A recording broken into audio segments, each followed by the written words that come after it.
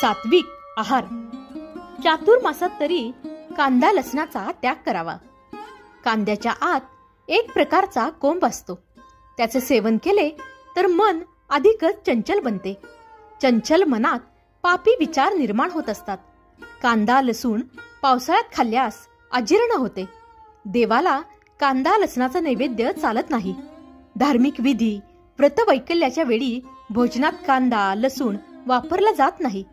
तसेच मसूर, वांगी, लोणचे, चिंच, घेवडा, पावटे, चवळी, मुळा या वस्तू वर्ज्य कराव्यात. अभक्ष्य भक्षण कधीही करू नये. मृत्यू पावलेल्या जनावराचे कब्रस्तान म्हणजे माझे पोट नाही, माझे पोट मंदिर आहे, असे जगातील विचारवंत म्हणतात.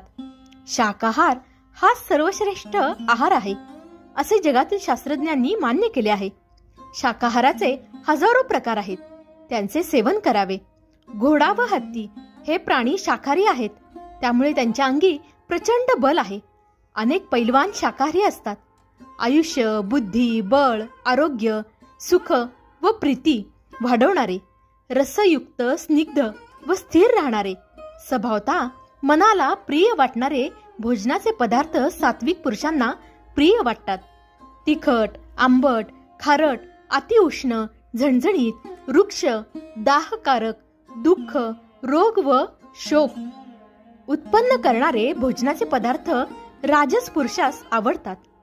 जे भोजन अर्धवट शिजलेले, रसहीन, दुर्गंध सुटलेले, उच्चिष्ट, अपवित्र ते भोजन तामसी पुरुषाला प्रिय असते, असे भगवद्गीतेत वर्णन आहे.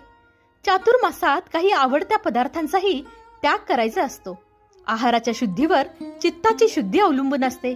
त्यामुळे सात्विक पदार्थाचे प्रमाणात सेवन करावे व आपले अंतःकरण सात्विक बनवावे.